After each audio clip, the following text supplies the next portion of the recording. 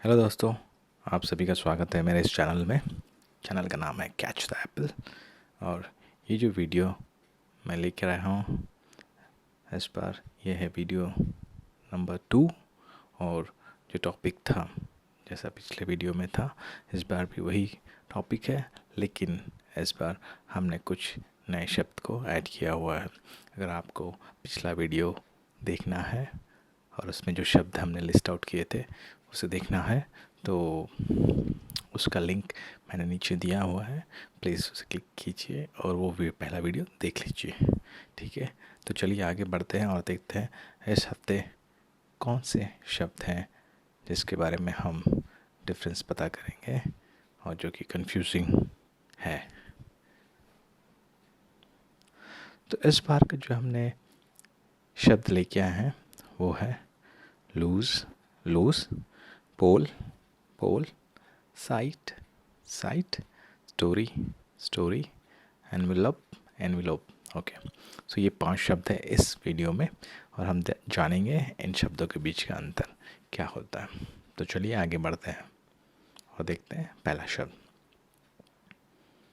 तो पहला शब्द जो है वो है लूज और लूज। जो पहला लूज है उसका मतलब होता है अनएबल टू फाइंड, मतलब कुछ गुम गया हो। जैसे उदाहरण है आई लूज सम पेन्स। जो दूसरा लूज़ है उसका मतलब होता है टू सेट फ्री या फिर काफ़ी बड़ा, जो कि जैसे हम कहते हैं कि आपका कपड़ा काफ़ी लूज़ हो गया है, शर्ट या पैंट लूज़ हो जाना, तो ये दूसरा लूज़ वो होता है। ठीक है, जैसे example your shirt is loose. चलिए आप देखते हैं इन दोनों शब्दों के बीच में अगर अंतर निकालना हो लिखते और बोलते समय तो कैसे निकाल सकते हैं। तो देखिए इन दोनों शब्दों में लूज़ और लूज़ दोनों में जो समान है वो है LOSE। ठीक है, LOSE दोनों में सेम है। तो डिफरेंस क्या, एक ही डिफरेंस है, एकमात्र डिफरेंस ये है कि जो दूसरा लूज़ है उसमें एक O एक्स्ट्रा है। ठीक है, तो जब भी याद रखिए जब हम लूज़ लिख रहे हैं तो अगर मुझे बोलना है कि कुछ घूम गया हो तो ऐसा याद रखिए कि लूज़ दो ओ में से एक ओ निकल गया, एक ओ घूम गया हो तो वो LOSE लूज़ है, जो कि एक ओ घूम गया है। ठीक है, तो ये लूज़ हो गया LOSE। और अगर मैं एक एक्स्ट्रा ओ डालता हूँ, डबल ओ, लूज़, तो मतलब काफ़ी लूज़ हो चुका है, काफ़ी ज़्यादा है, एक्स्ट्रा है। ठीक है, 2 टाइम्स है, मोर है, तो वो दूसरा लूज़ हो गया। तो जब मैं कुछ घूमने की बात करता हूँ तो वो पहला लूज़ यूज़ कीजिए, यहाँ पे एक ओ आएगा। और जब कुछ एक्स्ट्रा हो जहाँ पे 2 ओ है वो है लूज़, काफ़ी बड़ा। ठीक है, दूसरे शब्द की ओर बढ़ते हैं, यह है पोल, पोल। ठीक है, तो पहला पोल है उसका मतलब होता है अ पीस ऑफ वुड और steel. Example electric pole near house. ठीक है, जो हम घरों के सामने देखते हैं पोल, वो पोल जो खम्बा जिसे कहते हैं। ठीक है, दूसरा पोल होता है वोट। ठीक है, एग्जाम्पल है result of poll will be announce today. तो ये हम इलेक्शन की बात करते हैं जहाँ पे हम जाके वोट डालते हैं, ये वो पोल है। आइए देखते हैं इनके बीच में डिफरेंस कैसे पता करें। तो अगर देखें दोनों शब्दों में तो कॉमन चीज़ है POL। ठीक है, और डिफरेंस है पहले पोल में, खम्बा में ई आता है और दूसरा पोल में एल आता है। तो ऐसे याद कीजिए, जैसे आपने POL लिखा उसके बाद आपको ई लिखना है या एल, ये पता कैसे करें, ई से आप याद कर लीजिए इलेक्ट्रिसिटी। तो जब पोल, खम्बे, इलेक्ट्रिसिटी पोल की बात करें तो ई लगा लीजिए। ठीक है, POLE। और जब इलेक्शन वाला पोल की बात करें तो जहाँ पे POLL, 2 L, L से लोग या जनता, ऐसे याद कर लीजिए, लोग, POLL, जो कि लोग जाके वोट करते हैं। तो अगर L आया तो लोग, वोट, LE, E से इलेक्ट्रिसिटी, तो ये खंबा वाला पोल हो जाता है। ठीक है, आइए देखते तीसरा, ये है साइट और साइट।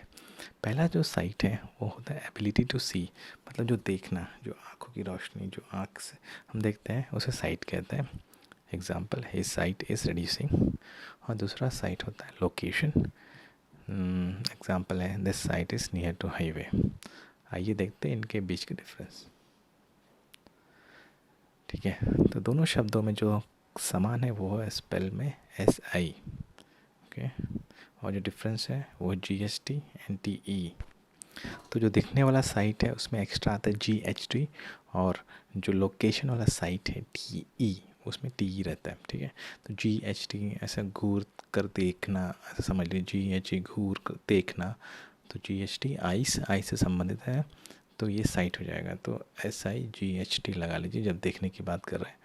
और TE, तो हिंदी में टी को अगर लिखें तो तेरा इलाका, ऐसा बोलिए, तेरा इलाका, उसका इलाका, ई से इलाका, तेरा इलाका TE। तो SITE, जैसे TE बोलेंगे तेरा इलाका मतलब लोकेशन, प्लेस की बात कर रहे हैं। तो इस तरीके से आप इन्हें याद कर सकते हैं, स्पेलिंग और डिफरेंस भी। चलिए बढ़ते अगले शब्द की ओर। यह है स्टोरी और स्टोरी। तो जो पहला स्टोरी है उसका मतलब होता है कहानी, a tale. Example, tell me a story today. और दूसरा जो स्टोरी होता है, प्रोनाउंसिएशन वाइज दोनों सेम है। इसका मीनिंग होता है बिल्डिंग के लेवल्स, जो हम फ्लोर कहते हैं ना, पहला दूसरा तीसरा फ्लोर्स, जो फ्लोर्स होते हैं लेवल्स, वो है story. Example, I live in 10 story building, मैं 10 माले बिल्डिंग में रहता हूँ। आइए देखते दोनों में डिफरेंस कैसे निकाल सकते हैं। स्टोरी और स्टोरी में STOR ये कॉमन है, डिफरेंस आता है, एक में एक वाई है और दूसरे में EY है, ठीक है। तो पहला जो स्टोरी, जो कहानी है, तो STOR, अब अगर आपको कहानी वाली बतानी है तो कहानी, वाई कहानी, तो वाई लगा लीजिए। और EY स्टोरी, अगर मैं एक के बाद एक लेवल की बात कर रहा हूँ, ई से एक है ना, एक के बाद एक, तो EY स्टोरी, बिल्डिंग के एक के बाद एक फ्लोर की बात कर रहा हूँ, तो स्टोर EY लगा लीजिए, तो हो जाएगा स्टोरी। तो इस तरीके से आप दोनों में डिफरेंस निकाल सकते हैं। चलिए देखते हैं अगला शब्द, वो है एनवेलोप एंड एनवेलोप। ओके, तो पहला एनवेलोप मतलब होता है सराउंड, घेरा लगाना, ठीक है, जैसे कि fog envelope the city.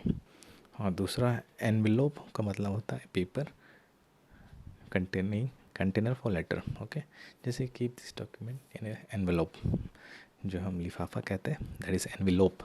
Okay, आइए देखते हैं दोनों में डिफरेंस कैसे देख सकते हैं। तो पहला एनवेलप और दूसरा एनवेलप में समान क्या है, वो एनवेलप का स्पेलिंग पूरा समान है, ठीक है। जो दूसरा एनवेलप है उसमें PE जो है एक्स्ट्रा है, E एक्स्ट्रा है, बस ये याद रख लीजिए, ठीक है। तो E है, जैसे E आएगा तो लेटर वर्ड जो रहता है उसमें E रहता है, ठीक है, या कवर, COVER कवर, E रहता है उसमें। तो जैसे एनवेलप में अगर आपने E लगा लिया तो वो लेटर या कवर का E जैसा सेम है, ठीक है। तो ये हम लोग एनवेलप में बात करें, मतलब ये उस कंटेनर की बात करें जिसमें हम लेटर रख सकते हैं, ठीक है। एनवेलप तो हो गया सराउंडिंग, और एनवेलोप जहाँ पे ई लगा वहाँ पे कवर या लेटर की बात कर रहे हैं, ठीक है। चलिए, तो ये हो गए हमारे 5 शब्द।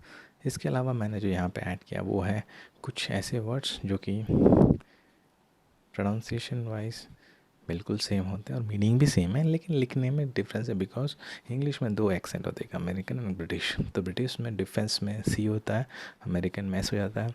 ग्रे वर्ड में ब्रिटिश एक्सेंट में E होता है, अमेरिकन में A होता है।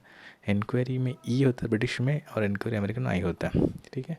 तो ये 3 वर्ड ऐसे रेफरेंस मैंने डाले हैं एडिशनल, देख लीजिएगा, ठीक है। तो आज की वीडियो में सिर्फ इतना ही था। अगर आपको अच्छा लगा तो प्लीज़ सब्सक्राइब कीजिए, लाइक एंड कमेंट भी कीजिए, और मैं जल्द ही अगला वीडियो लेके आपके सामने आता हूँ। Thank you for watching, please subscribe.